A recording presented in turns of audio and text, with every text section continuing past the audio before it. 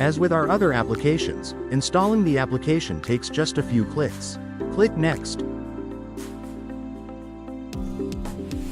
Choose the installation location. It is usually left as default. Click Next. Accept the license agreement, and click Next.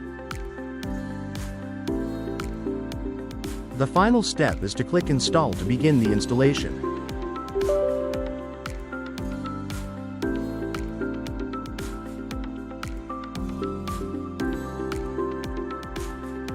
Once the installation process is completed, click Finish to close the installation window.